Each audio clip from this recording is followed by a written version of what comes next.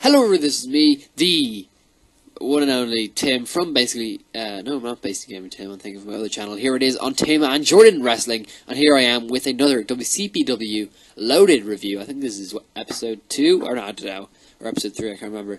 But I'm glad to be back with this episode. Sorry, I just sneezed over there, but anyways, I'm very glad to be back with this episode, and here we are, a very exciting episode, and impactful episode on this week on Loaded. Yes, I know, I use the word impactful. Yeah. Anyways, our show started off, and it was pretty nice. It had Doug Williams challenge Noam Dar. Yeah, so basically Doug Williams challenges Noam Dar. He's going, you know, I'm better than you. And Dar loses in the main event. He will leave. Wow. Or not in the main event, but if Dar loses in his match, he will leave. So that's pretty big stakes on the line there. In our first match of the night, we have Joseph Connors versus El Ligero. As we know, Joseph Connors has teamed up with Joe Hendry, and they're forming quite a dynamic duo. And the word dynamic, I mean a bit all over the place. So in this one, all three start off with barrel rolls, including the referee, for some strange reason. They have a synchronized wrist pin attempt, and a lovely suplex from Joseph Connors, followed by Ric Flair's charges, slaps from both men. El Ligero smashes Joseph Connors, but he comes over with an attempt, and in the end, body slam on the apron from the one and only. A turnbuckle power slam followed by a springboard enziguri from El Ligero, and then after that, I can't remember I'm writing here apparently, I'll just go move on here. A roll up, and that was it. An RKO from El Ligero, which was really nice actually, quite impressive. One of the best I've seen so far. And only even on WCPW, a summer flip powerbomb and reversed by El Ligero to a win, and that ended the match. Yeah, it was a nice victory, and yeah, it was a nice ending to the match actually. So El Ligero got the win here, which kind of puts a dampener on the whole Joseph Connors and Joe Hendry thing.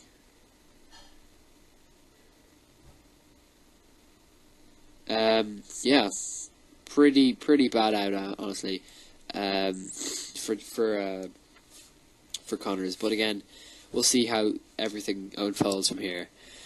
Here we go. Our next segment will feature Adam Blampied with his Aaron Stevens outfit. Honestly, when I saw him come out, I was like, this is David Sandow, right? And then it wasn't. Pretty crazy, actually. Pretty pissed off about that. I was like, I was so hoping for Damien Sandow to come out, and it wasn't. I mean, Damien Sandow, oh, it's annoying. Anyways, he did an impression, pretty spot on impression actually. He's kind of reminds me of a sort of aristocratic type. But here in this match, or not in a match, he comes out, he says strong words from Blampied to him, about, you know, how Damien Sandow saying that he would never get the title, and how, you know, he's obviously gimmick inspiration, just a little bit, and then Damien Sandow comes out, and they have a little feud on words here. Very nice, interesting conversation. Again, you can understand why we all love Damien Sandow. Great charisma in the ring, and he's just fun to watch and listen to, actually. He's very fluid on the mic, I should say. Yeah, pretty good. So overall, as you can tell, I really enjoyed this whole in-ring mic promo segment, and in the end we got the feeling that, you know, obviously Blampied has disdain for, you know, Aaron Stevens, which comes to reason why he's here in the first place. Oh, right. You're not the general manager. Oh.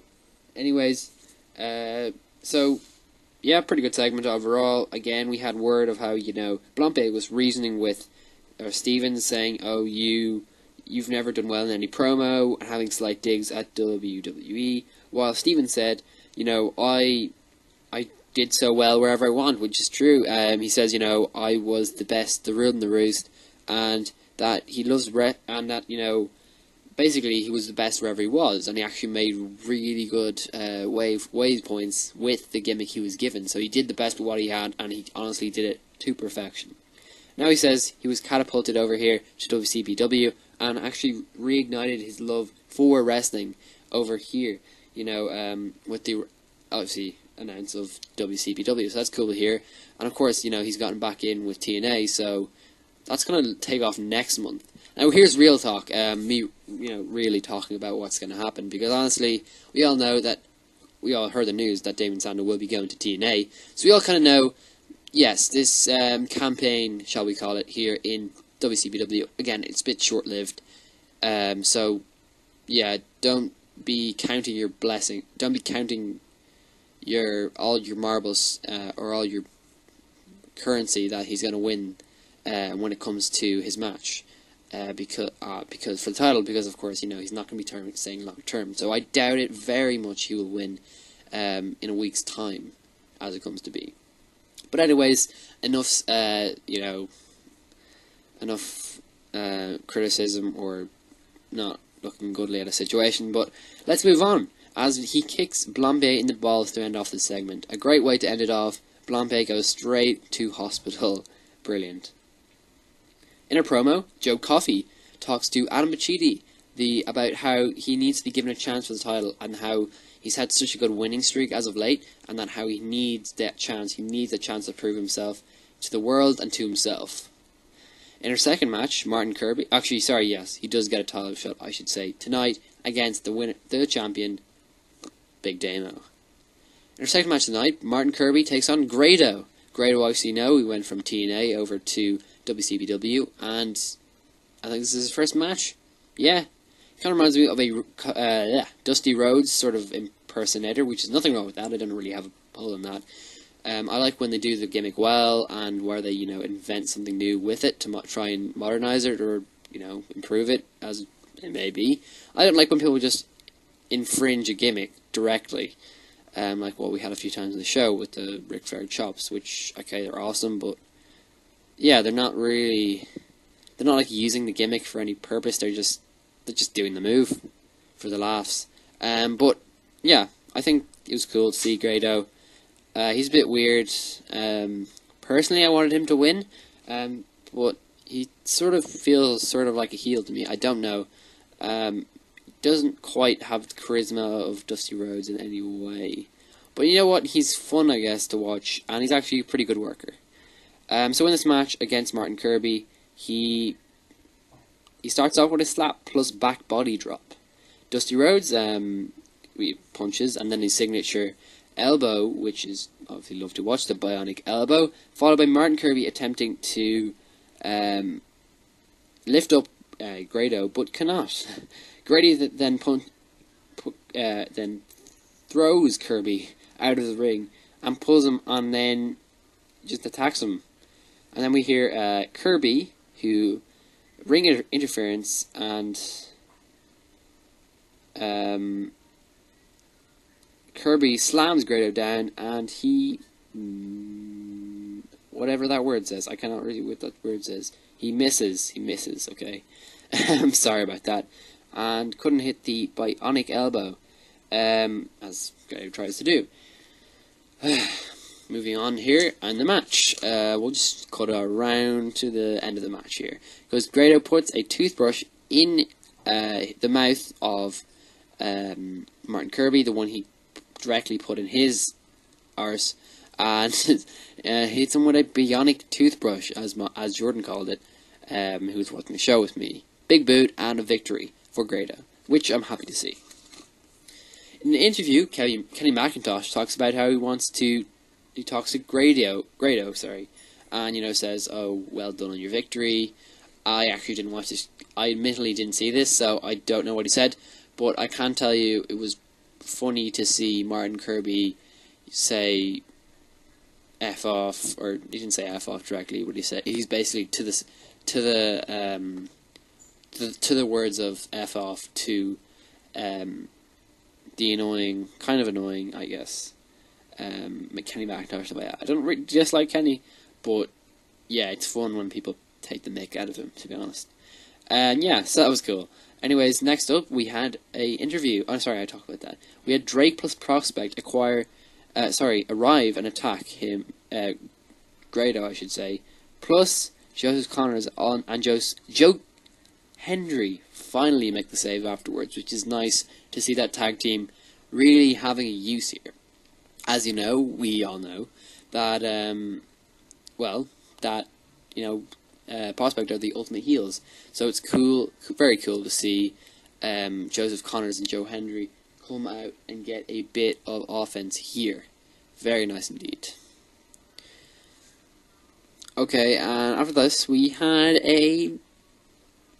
our team Prospect challenges the Joe Hendry, of course Joseph Connors, and of course Grado, to a 3-on-3 elimination tag team match. I don't know if it was elimination, but I think it was elimination. Tag team match. What a match. I think that's going to be next week, I hope. Or else it's on Stacked, but I think it's next week. So we're going to have a great show next week if we have that match on it. Very excited for that. Prospect also, say how they fight on their own terms. Now, this is quite a nice setup here. I'm very excited to see how this, unfolds, unravels. I always said I was excited to see quite what happens here with Prospect. Seems like a big deal. I like the framing of the stable. It's like quite, exclusive the way, they have one guy scouting and the others, just, there. But they always use dirty ways to get victories, so it's never like legit. Their team is always a bit, on the dodgy side-ish, but yeah, I'm excited to see how this goes, and I want to see more. Again, I'm hoping Joseph Connors, Joe Hendry, and Greta get a win, but something tells me this will be a disqualification, not a disqualification, but dirty finish for Prospect to win. Moving on, a promo from Primate is in a rage, and the reason is because Prince Amin arrives, and, Prince Amin arrives, that kind of added on there at the end, and of course, he goes up to Susie and says that Gabriel Kidd should get a match between Primate, which is a pretty bad idea, but they were going to roll with it anyways, because why not? He'll be funny to watch, ha ha ha. I will be laughing. No, basic idea that Gabriel Kidd is obviously Prince Amin's slave. He wants to put him through as much torture as possible. Literally, he's going to die. I don't feel safe. Primate is in the wrong place, the wrong time. I don't know when this match is. Probably next week. Yes, most likely next week. And Primate will win. Our third match tonight, it's Noam Dar versus Doug Williams. Noam Dar, we get arm locks and wrist locks galore and a lot of reversals. This match was a pretty cool match. I mean, two obviously very gifted athletes, and Doug Williams and Noam Dar really being quite athleticized and very athletic in themselves. I like the way Gabriel, Doug Williams is promoted as the king of wrestling in England and being called Mr. Brexit, something like that. I don't know, or Captain Brexit. I don't know. Very weird, indeed. Shinlock on Williams after a attempt on a reverse Styles clash. Williams has a hurt knee, which we still see here, and still selling the hurt knee. Very well done. And Noam Dar taking no obsession to that knee. Outside the ring, the ring. I don't know what I wrote down there. We get bashes, bitches. William, the drop kick, and Dar outside the ring. Close fall for Dar, and then later on an ankle shinlock to a rope break from Dar. Doug Williams reverses a pin attempt to win. This was followed by him trying to sell a move and getting very clean victory. Well, not so clean. It was kind of just a reversal on a roll up into a roll up. But he got the win anyways. He acted like he was dead, but he wasn't actually dead. Wow, what a promo to comment on there. Again, this is going to be an interesting one to see what happens. Obviously, Noam Dar has basically thrown away so much here. It's weird. He said, Doug Williams said, you're going to go out if you don't win this match. But I have a feeling Noam Dar is going to get his own just revenge in time to come. Again, with the unclean victory. So this is going to be something that they're going to have to bring up next week. And it's always going to be, you know, a talking point. I honestly feel that Noam Dar is really an up-and-coming star here on WCPW, if pardon the rhyming there. But he's struggling a bit with the bigger wrestlers. Not saying like he's doing badly against them, but you know, there's a lot of bigger wrestlers in the championship scene at the moment, so it's obviously struggling for him. I would love if they introduced a secondary title and gave it to Noam Dar, because he would be superb. But we all know he's gone up to the Cruiserweight Classic, so if he does well enough in that, he could be on his way to WWE. And we all know that the Cruiserweight division is exclusive to Raw, which means that Tim Nolan, get to review him. So Noam Dar, wherever you go, I will be loving to review you on either WCPW Loaded or on Raw. So, honestly, I think he's a fascinating superstar. I would love to see if he gets to hold a title on WCPW, even just for a short time period. It would be nice. Moving on, swiftly, our main event. It's Big Damo versus Joe Coffey. Now, this is a promo, obviously, we had built up from earlier the night. Very short, you know, building, usually with WCPW promo, loaded main events. They're, you know, on the fly, they're swift. Well, they do have something to do with the current storyline. This one, not really. Joe Coffey was thrown into a title match, and we got this. What a bing bong. But, you know, some people are like, this is really weird. I didn't expect Joe Coffey to win. I think this is more of just a show of how Big Damo is so powerful and so big, and I knew he was going to get a clean victory tonight. Anyway, we get to the match. Primal arrives and hits Coffey with the steel chair, edging his revenge, which means for his loss to Build Destroy. So going into this, we had a built-in sort of handicap here, which makes a little minor bit of sense, because we know that Primate wants, you know, Coffey to suffer, and he, you know, is angry at his loss to Build Destroy against him, but he also knows that he wants to give Sandow even a bit more leeway to win next week. So, you know, obviously knocking down Damo a few pegs here will probably mean, you know, he'll destroy Coffey, or sorry, Coffey down a few pegs. Damo attempts the pile driver on Coffey early on, but is elbowed out of the way and reversed. Coffey takes his chops with a crossbody from the top rope. Coffey headbutts Damo and dropkicks him as well. Damo before torpedoing onto him outside the ring. Great move here from Joe Coffey. He then leaps over the barrier and attacks Damo once again. Damo then proceeds to hit Coffey with a spinebuster plus a splash. Coffey rolls Damo on and gives him a dropkick again and kicks him by Damo straight into the ropes. Big Damo hits the Ulster Plantation and wins the match. Big Damo again smashes Coffey with the title to add insult to injury at the end of this event. So of course, Big Damo going in, big strong monster after this main event. Now I always said that Big Damo, well actually I think Big Damo personally is a great asset for WCPW. He really is sort of like a dominant heel winner. Always a bit iffy, you know, the whole Adam Blampier heel turn where he turned on Rampage and joined Big Damo. I think there's more to this story than is on the surface, because honestly I don't think Big Damo necessarily needs a mouthpiece. Well, I guess he does in a way. They do work together, but it's not like he needs that sort of you know, dirty manager that Blampier is to win the title. So I don't know if Blampier is going to drop him soon, but of course he goes where the title goes. That's what I like about it. He brought the title out, as you can see from this picture here. He brought the title out with him to the ring, you know, he parades it around, he likes to show it around. This could cause quite a bit of contention between both Big Damo and Adam Blampier. I feel like there's more to the story that unravels on the surface, but for the time being, this is going to be a dominant little team going on here. And the next, obviously, contender is, of course, your man, Damien Sandow. Now, Damien Sandow I expect to lose, but new assets we're getting in, I feel like Big Damo was a good star to be put against bigger men, but also rising stars. I don't think, you know, putting him against a celebrity is quite the best idea, because it obviously will pull down the celebrity a bigger star a few pegs. I think he should be put against more, you know, up and coming stars, because it gives them a chance to learn from a bigger wrestler or more experienced wrestler. So I think Damien Sandow versus Big Damo is sort of a bad idea in my opinion. I don't want to like ruin the whole hype going into that next week, and obviously I really want Damien Sandow to win, but I know it's not going to happen. It's sort of like a downer on his, move here, but I guess it's a way for him to, I guess, elevate the stars.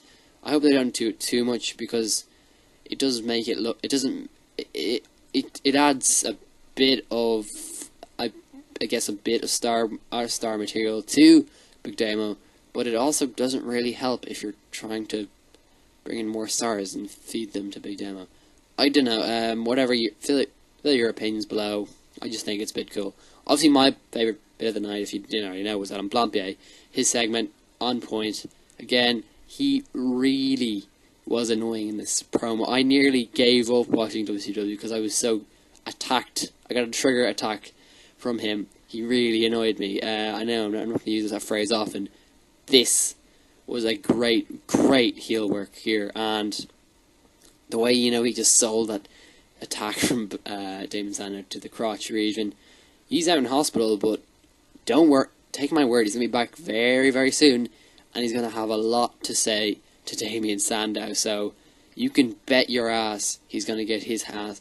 He is going to be back, and Damien Sandow is going to get quite a bit of flack for what he did. I know he's right, guys, but he's going to get quite a bit of flack, and a chorus of boos, obviously. Well, Adam Blampied again, of course, but it's not Damien Sandow. Yeah, it's a great show all around. Not quite as good as maybe last week or the week before. I can't remember which one was really good. But promising storylines here, and we always have next week to build up to that big Stacked, which I think is afterwards. I'm a bit confused whether, all the big matches are going in Stacked or whether they're going in next week. Not quite sure what the arrangement is there, but I know it's going to be a good one. Great show, kind of like a kind of like a in-between week where nothing incredibly big happens, but at the same time, big stuff does build, and it feels like we're going to get a boiling point next week, and things are going to get crazy because Adam Blampied will be back. Damien Sandow will be having his match with Big Damo. We're going to see a 3-on-3 elimination, which is kind of a boiling point of a bit of feud. I think that may be held for the Stack, I'm not sure. And a bit of a development, I hope, for Joe Hendry and Joseph Connors. That's also one of my interest points for the show, because I want to see how that really goes, because I don't know if that's going to go too well. Again, some strong appearances here from Doug Williams and Grado, which I was not too much expecting on, but they're definitely very good support pieces for the rest of the show. And I really expect all these wrestlers. They're doing a great job, and the wrestling is on point. Fantastic. No one had a bad performance tonight, I can tell you that. So yeah, good show all around. Not spectacular in any room, but again, it's a nice building point for next week's show, and obviously leading into Stacked. Thank you guys for watching. This has been me, Tim, and hopefully you can slam the like button if you enjoyed this content, and if you haven't already and you want to see more content just like this. Again, on a weekly basis we have Raw. I might get my Raw review up tomorrow, guys. It's going to be a bit delayed if you want to see that, but again, you can see it tomorrow if you want to. Then there's also the SmackDown review, which will probably be out tomorrow again. NXT, and of course this review to be Stacked. I will get my predictions out soon for Stacked, and also upcoming SummerSlam alongside Jordan, because that's a joint pay-per-view for both shows. So yeah, that'll be good to see, and if you haven't already, obviously subscribe to check out all the cool content on our channel. Thank you guys for watching, and see you all next time. Bye.